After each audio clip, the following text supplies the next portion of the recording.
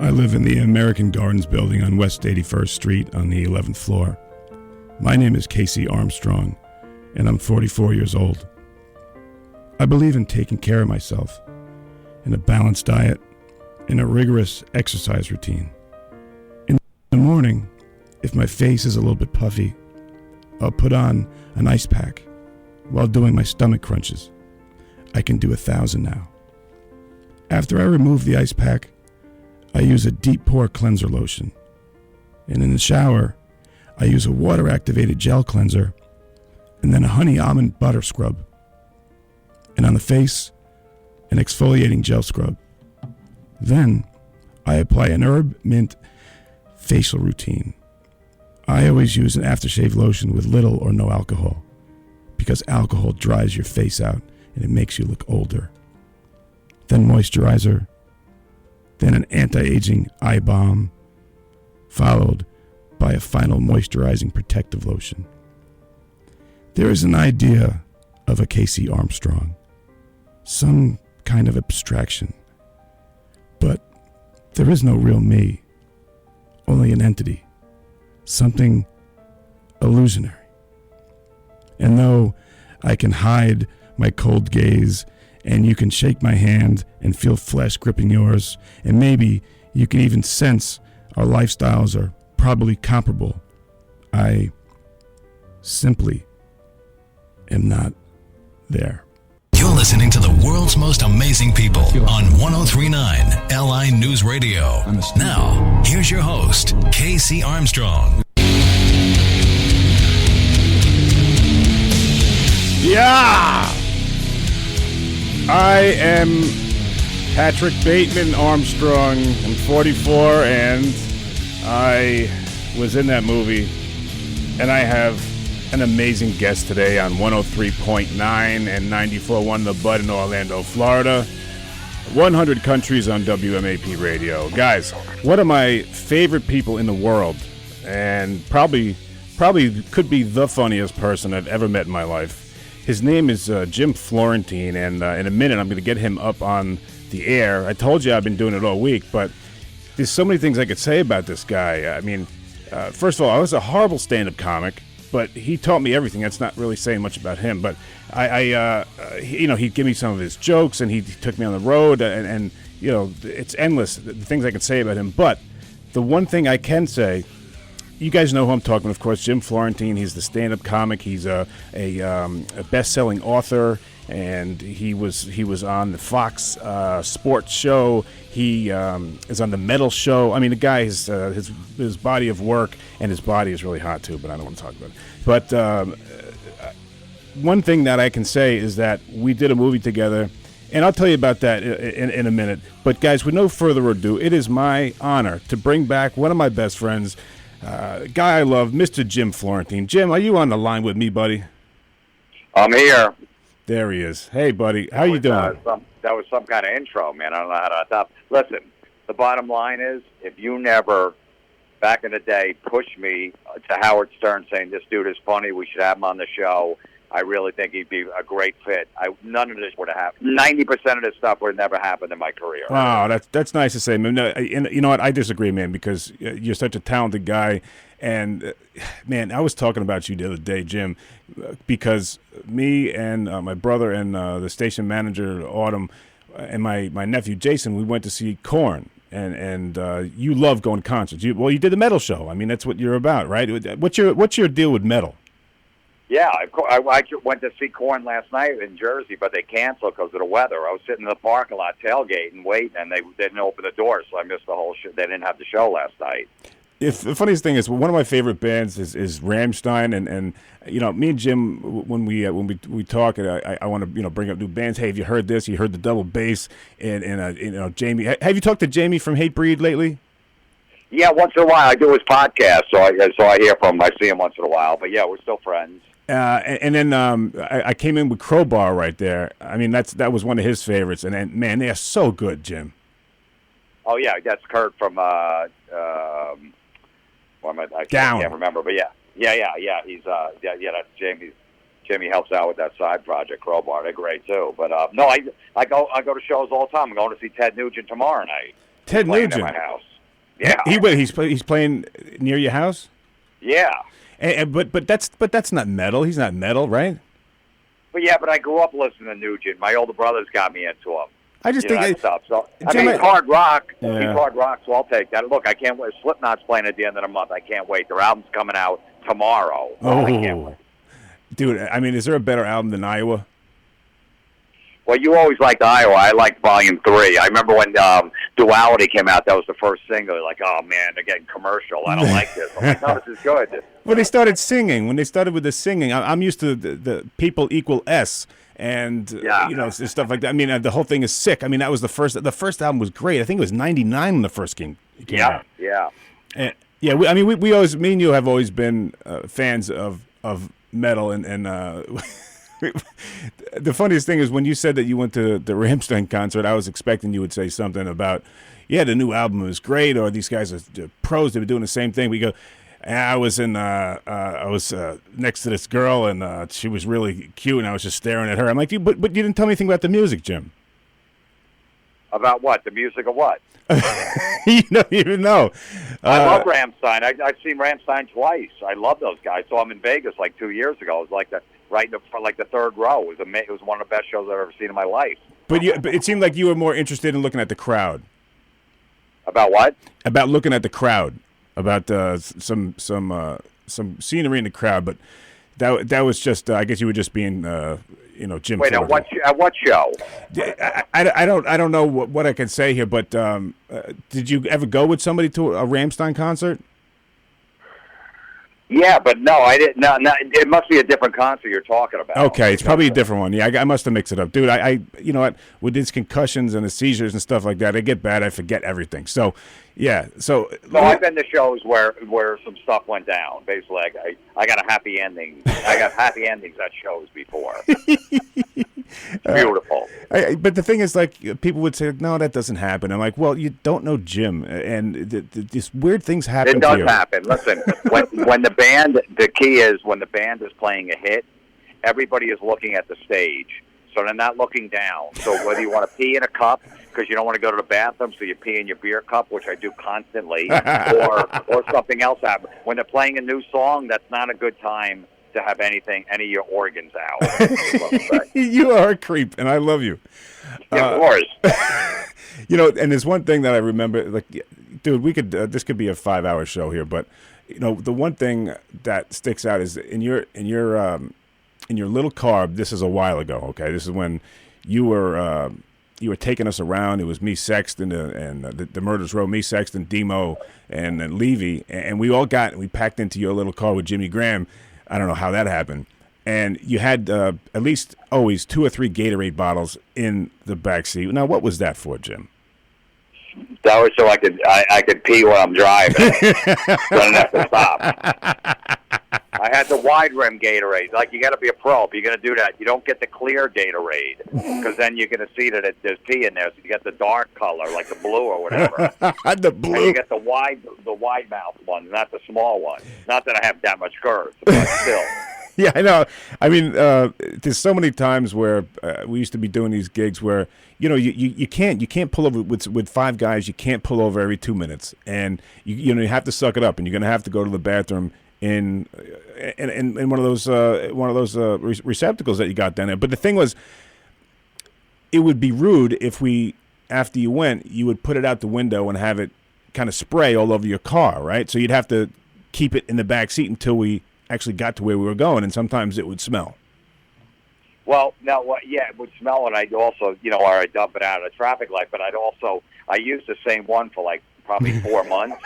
So when you opened it up, even though there was really nothing in it at times, it was bad. And I remember you were chewing dip in my back. You go, you got a bottle? And I go, the only bottle I have is this. And you used that, and you were so disgusted. I'm like, hey, it's not my fault. He goes, oh man, it's brutal. Talk about you were spitting in the pea Gatorade bottle. I had to, man. I was rather that than swallow it, But but Jim, one of the things that I don't know if people notice about you, but you used to eat totally clean. You would eat only, like, when we went to do a club, one of the things that we had to put in there, because we were starving at the time, is that you got a meal. you got like 2 drinks and a meal. That was just, par for the course, right? And you would always wonder what vegetables they had, and we were like, you got chicken wings, you got burgers, whatever. You would always eat healthy.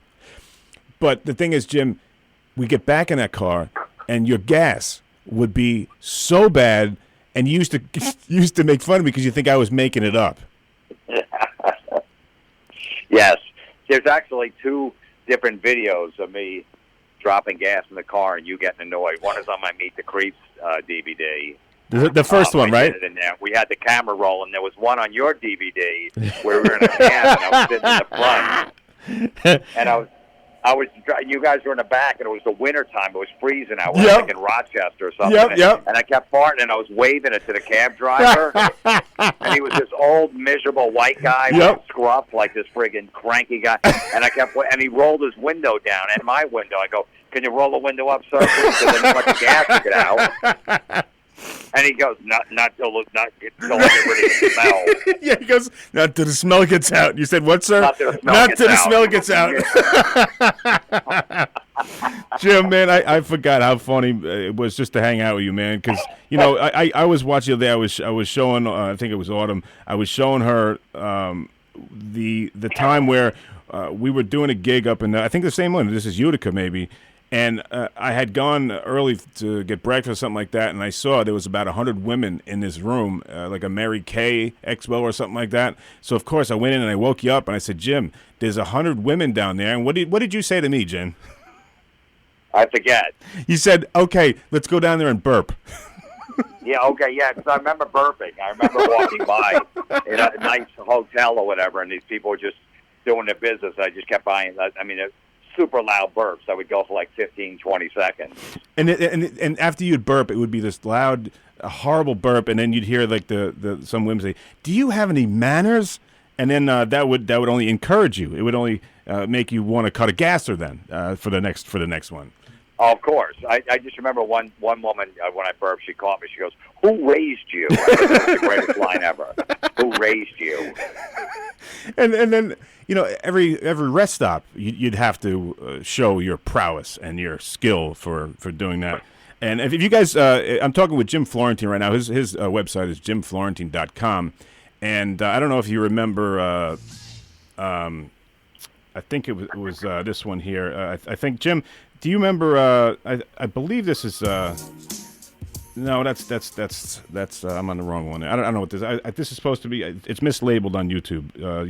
Your special ed. That was one of your breakout characters, wasn't it? Yeah, special ed. Yeah, on Crank Yankers. And then you got to do a bunch of prank calls with Eminem, I believe. Yeah, he was a big fan of Crank Yankers, so we wound up doing calls. So he liked the characters that I did on the show. Well, we did a bunch of calls together. That was Crank Yankers, and that. How long did that last for? From 2002 to 2007. It's coming back actually this fall. The show after 12 years is coming back on the air on Comedy Central. Are you serious? Yeah. So I was in California a few weeks ago, doing new calls. And I haven't burped in like 12 years. Like I just stopped. I don't know. Not that I grew up, but I'm like. I was telling the guys, I go, look, I don't know if I could still do this. So like, well, come on, it's like riding a bike. I go, I hope so. And he remembered, like the Crank Yankers people need, because I used to burp in the phone on the calls, and they remember. They go, look, it's the same people producing the show. They go, I remember you needed water and a Diet Coke, and that's what guy you go. And I go, I even forgot about it. I go, I haven't drank a Diet Coke in 12 years, and then I was right on it. I go, just give me and there was all these women writers in the room, and I go, I'm like, I have to warm up a little bit. I'm warming up burping, and they're just I'm like, I'm sorry. I'm sorry you have to, succumb to this. I know. Dude, you didn't get in the business for a guy burping. Thank God I didn't eat hot dogs before. It was smelling hot dog burps. But it's just like, everywhere we went, you were just constantly, it was just about making the other people you were with laugh. And to have somebody like that around, I mean, it's very hard to be in a bad mood when you got somebody like that, and that's probably why everybody loves you, Jim. Well, look, when you're on the road, there's a lot of downtime, and it's boring, and it's not, it's a lot of traveling and all this other stuff. So you might as well make the best of it. And you got around a bunch of friends and a bunch of people are just as immature as you are, it's going to go well. It's true. And this is what I want to turn you on to. This is Lindemann. Listen to this. Ja, hallo, schönes Fräulein. Hallo, mein Hübscher. Mein Hübscher.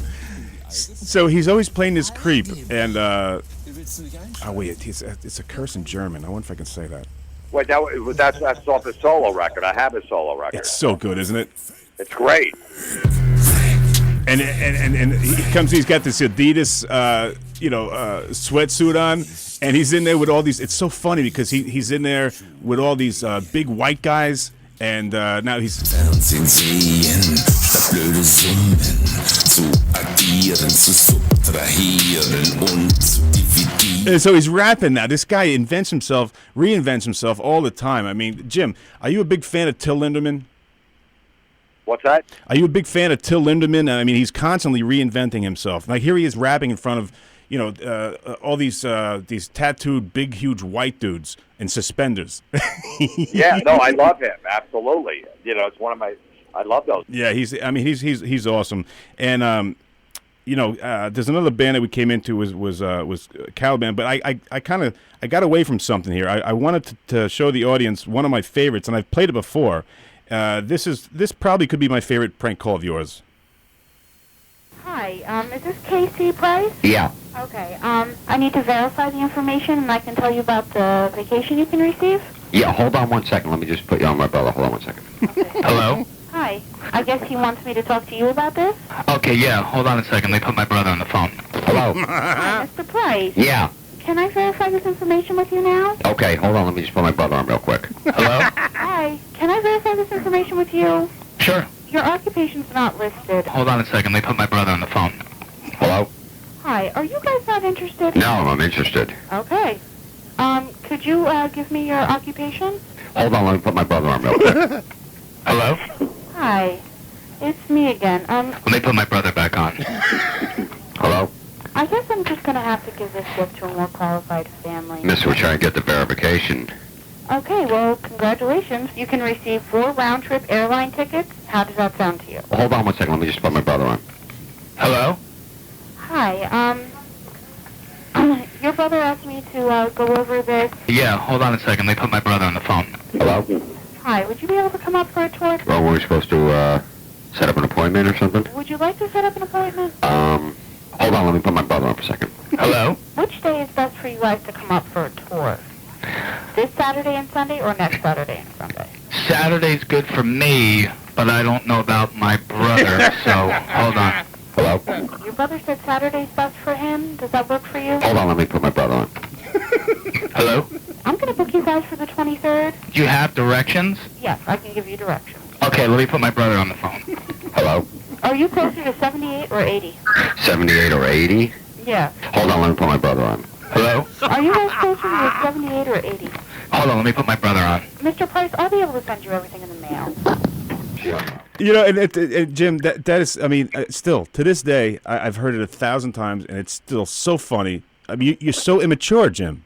That's what it is. It's just childish, immature. And if you notice, the name in the beginning, she goes, is this Casey Price? Now, so what happened was, there was like, if I saw any kind of form, whether it be a gym membership or like some vacation thing, I would fill them out because I know they're going to call. Mm-hmm. And, we're doing a telemarketer album. You need, a bunch of calls to make a good album. So you could sit around all day and nobody calls. So I would fill out forms if I had to get more calls. So I put Casey because of you, mm-hmm. and Price was my ex-girlfriend's last name. Yeah. That's why she said, is this Casey Price? I go, yeah, this is Casey Price. And it was an homage to you. I know that, Jim. And the funniest thing was, and I think Howard yelled at you for this, is that you got, you were so fun. You got booked on Craig Kilborn. Craig Kilborn was kind of like a Jimmy Fallon is now. It was one of the top late shows, and you were going to do stand-up there. And do you remember this? And what did you do? You kind of self-sabotaged yourself almost just to make me laugh. Yeah, no, I said, one of my jokes, I go, yeah, I went to the store the other day with my friend Casey Armstrong, and there's no reason to put somebody's name in there, and I just did it to get your name on TV. And the cashier came up to me, And like it was absolute. I'd never done that before, and that joke never had your name in it. Right. But I go, I'm going to be on TV. I'm going to say Casey's name. That's so funny. And then Howard was yelling. I know. Like, Howard why would you yell do at that, me. He's Jim? like, what's wrong with you? You get on a network show. Why would you do that? I go, because it's funny. And that's exactly who you are, man. It's just if it's funny, you don't care. I mean, you'll never break character, and that's why I was bragging to somebody about you the other day. For instance, with your pepper routine, when it used to embarrass me when we would go out to dinner, and the guy would come around with the pepper mill. I'll let you tell this embarrassing story. Well, it's embarrassing for me, but. Well, yeah, you would. Yeah, just when the guy comes over with pepper, I just have him keep putting pepper on. When he goes, is that enough? No, keep going. We have it on video on the Beat the Creeps thing where I made the guy go for like 33 minutes. Right, and Jim had him go back there, and he had to start cracking more pepper and filling that thing up. I think he went through like 5 or 6 pepper mills, and this is how Jim is so dedicated to his craft. There was a couple inches thick of pepper on his plate, and he went in there and he cut a piece of chicken with 3 inches of pepper on it and ate it. With nothing on his face, thinking that's what he wanted to do because he never broke character at all. How do you do that, Jim? Well, look, if I'm going to do the joke, I got to follow through and eat it. But I also made him, halfway through, I had him turn it over and start on the other side. So yeah, that's right. It was caked with chicken pepper. My son loves it. My son, whenever we're out, they go, "You want some pepper?" And he's like, "Oh man, he's going to do it." And I go, "Look, you can't laugh. Be a professional. Be professional." Yeah, dude, you're so funny, man. And I know how much you care about your son.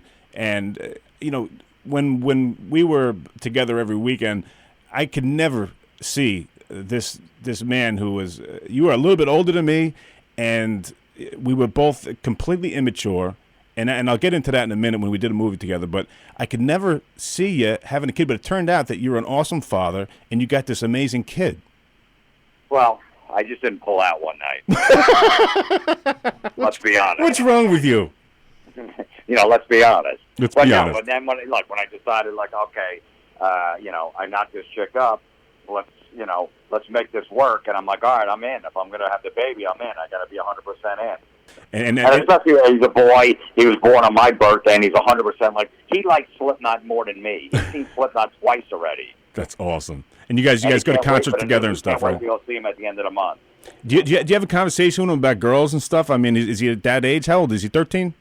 No, he's 8. Oh, he's 8. All right. So, but you probably still talk about girls around him.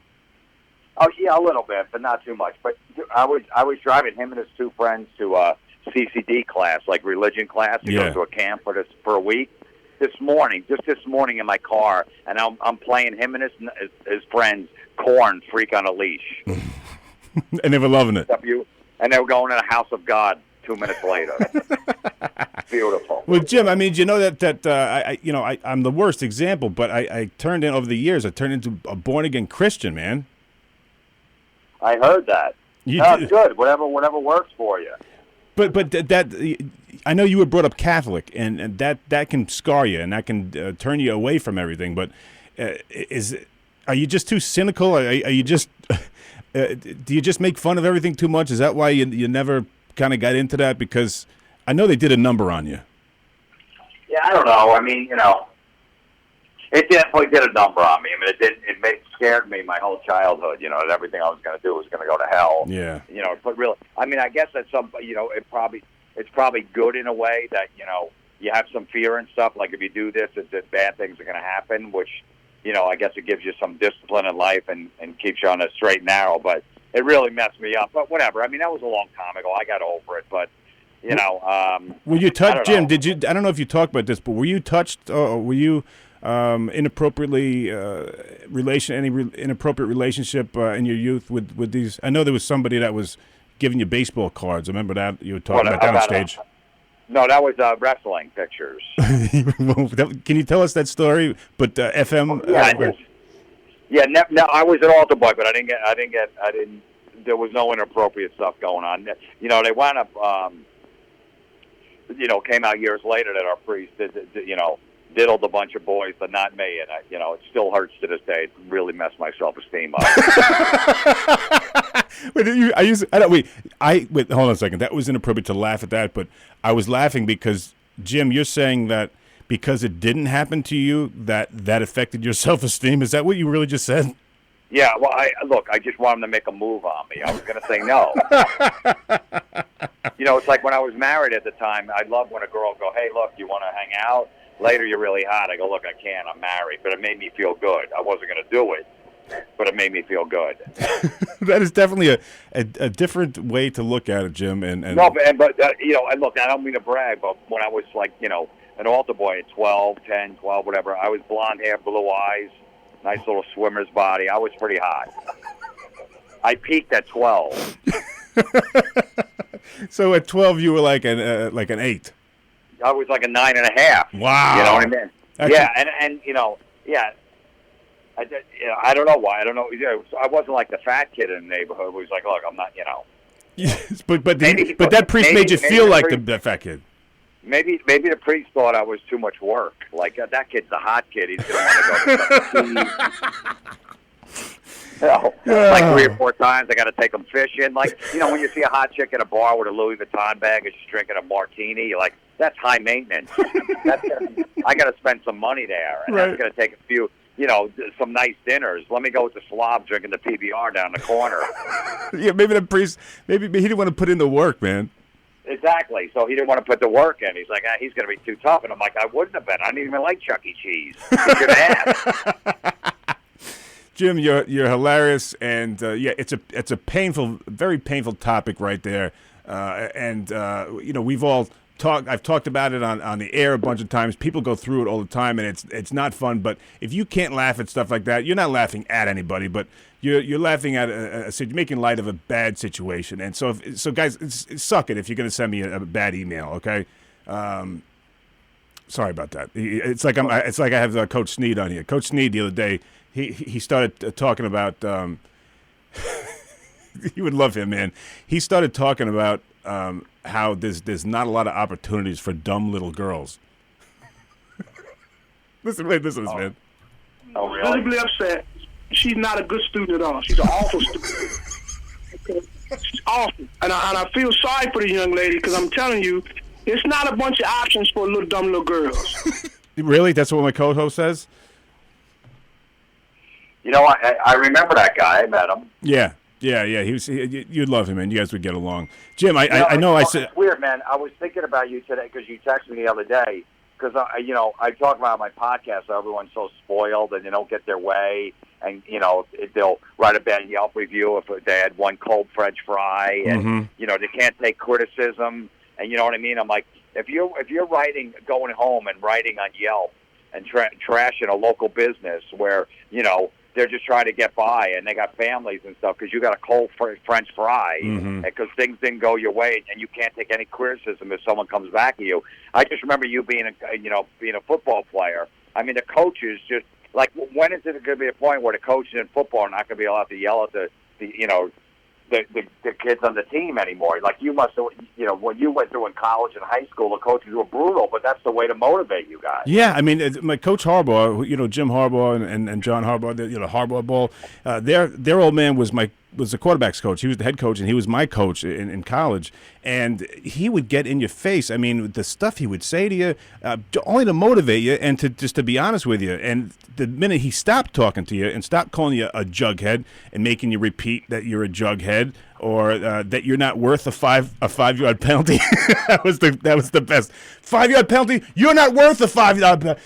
So that's what he would go with there. But when a coach stops talking to you, you become useless to the team. So that's a term of endearment. I always looked at it that way.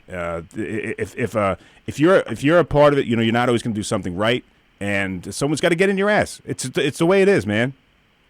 Right, but just imagine like this generation of people that can't take any criticism. If somebody says one thing, they're bitching, they're complaining. You know what I mean? They go, they're trying to get people fired. Like, how are these people going to survive life? I know. And you had a coach in your face screaming at you to go, listen, get back in there and, to throw the ball, whatever, whatever it was, and like, okay, this is what I need to do. You needed that motivation. Yeah. And you didn't take it as criticism. You didn't go home and start crying to your mom about it. Right. I mean, you know that because the coach is right. You were a hell of a baseball player, Jim. What's that? You were a hell of a baseball player, correct? Yeah, I was pretty good at it. Yeah, the coaches weren't as brutal as they were with football. Yeah. That's a different. But my old man was the football and wrestling coach, and most people he was known like in Midnight Run. You know that movie Midnight Run. You got two emotions: silence and rage. That was kind of my old man. But after practice, I'd have to go home and hear that at dinner. So, really? As much as I loved them, I loved them. It's, come on, we can close it down a little bit. But hey, Jim, I lied to you. I said I was only going to keep you for a little bit, but let me put this last clip on here. When I get you back, hopefully next week I can bring you back because I have all these clips from Secret War, that stupid movie that we did. Well, it's not stupid. It was just we were stupid. We were unprofessional. Right. So I'm gonna hopefully I can get you back maybe next week or something like that. Tell me what you got going on if you want anybody to check anything out or do anything. Yeah, just go to my website, JimFlorentine.com, and I do a podcast every week called Everybody is Awful. It's up on iTunes. Nice. All right, hey, wait, before I let you go, I want you to hear what Snead said to a caller the other day. Do you think the kids are a lot softer now than they were 15 years ago? You know what? So I don't blame kids at all. Soft is not the word. Kids aren't exposed. They aren't trained in tradition. We don't establish a hunger and a desire. We don't make kids fail, but we don't make them be successful either. We give them success. And that's exactly what you said, isn't it, Jim? Yeah, pretty much. And he knows, and he's a coach. Yeah, totally, man. So Jim, when you going to be out? I know you play Governors a lot, but when's the next time I'm going to get to see you? I don't know. In the fall, I'll be out in Long Island at Huntington at the Paramount there. We're doing a tour. Me, Rich Voss, Robert Kelly, and Ron Bennington. It's called the Creeps with Kids. That's awesome. All right, man. I look forward to it, guys. Jim Florentine, JimFlorentine.com. You listen to 103.9 FM LI News Radio and 94.1 The Bud in Orlando, Florida, and 100 countries right here on WMAP Radio. The world's most amazing people. Love you, Jim. Talk to you soon. Thanks, man.